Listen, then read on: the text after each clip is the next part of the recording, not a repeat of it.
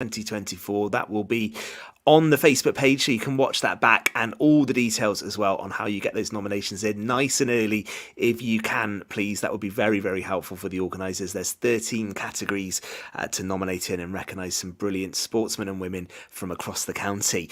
We've got a couple of contenders from the Paralympics, of course, which have concluded in Paris, and a brilliant couple of weeks following on from the successful Olympic Games. And we should start by saying well done to Matt Bush, former Tusker Millwood school pupil. He took Taekwondo gold, and Fraser, Gordon and Tom, I know you were all really pleased to see Matt win that gold. That's some achievement, wasn't it?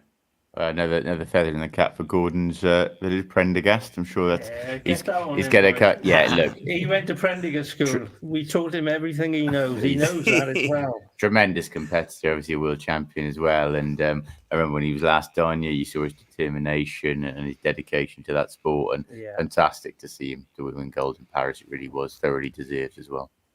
Yeah, absolutely phenomenal. He obviously had to withdraw, didn't he, from the Paralympics in Tokyo, Gordon, because of injury. So it almost means more to him to back it up with a gold now in Paris. Yeah, Matt is very competitive. He would have been bitterly disappointed missing out, which he was. But this is surely the icing on the cake for him, and he thoroughly deserves it. And everybody is so thrilled for him. Great. Well done, Matt. Yeah. Absolutely awesome, and it's great to see Pembrokeshire people being successful. Young enough to go again in LA, do you think? He's 34 now. Yeah.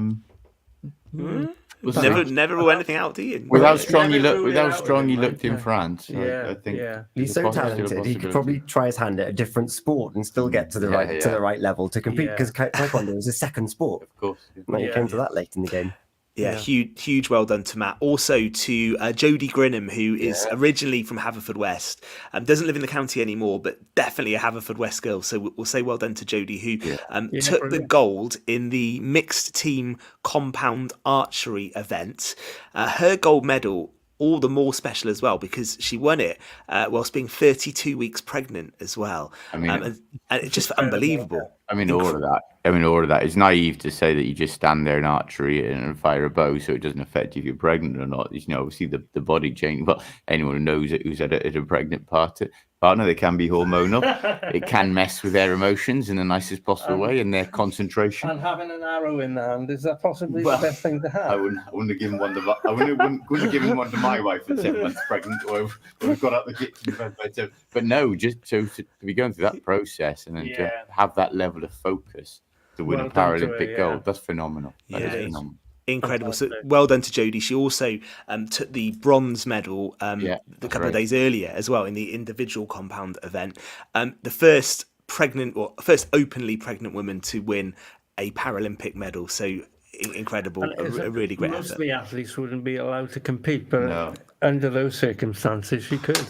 Yeah, that's brilliant. So well done to the two of them, flying that Pembrokeshire flag in the Paralympic Games. Absolutely excellent. I'm sure both in contention for a Sport Pembrokeshire award. I do think. Who'd be a judge this year, eh, Fraser? It's going to be a tough one.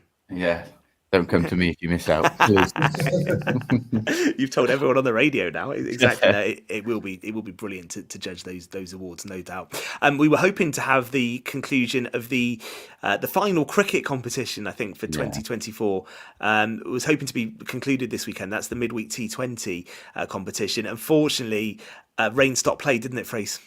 Yeah, so unfortunately for Craig this year, he puts a lot of hard work into this, and it hasn't quite turned out the way we would have liked this year. We've had obviously a couple of teams fold from the competition, having initially entered, a couple of walkovers handed, and the weather has played havoc as well. And we were set for finals day this Sunday with the Dockfire, Narberth Barmy Army, Hook Black Diamonds, and the Branston Hurricanes, and that was washed out as well. And just an update on that, spoken to Craig today, he is in liaison with all 4 clubs now to work out whether it can be done. I suppose this weekend, when you consider Ironman would probably be the last winter opportunity. Otherwise, it'd be a curtain raiser to the 2025 season next year. So, sad to see that washed out. That's unfortunate.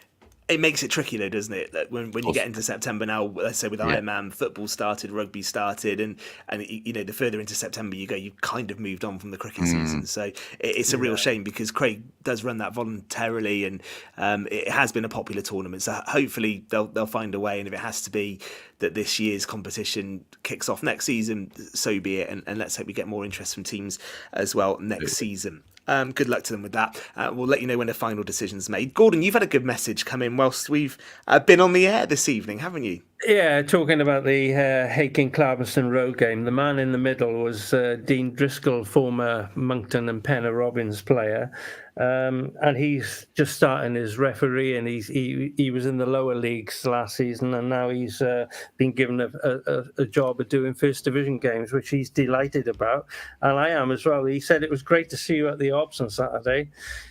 Even the referee was surprised by the results, but great to see such a big game under my belt. So for a player who's played in Senior Cup matches, won Division 1 titles, now to take his refereeing very seriously and referee in the top flight. Well done, Dean. Yeah. We'll see you on the block for a few more years yet.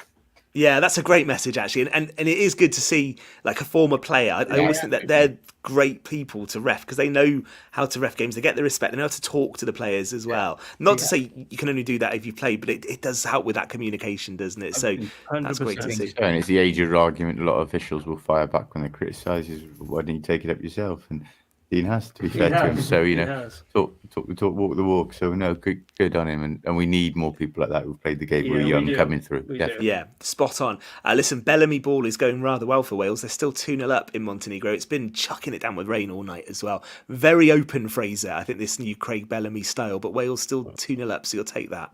Yeah, absolutely. Yeah, it's certainly a more attack-minded front foot style of football.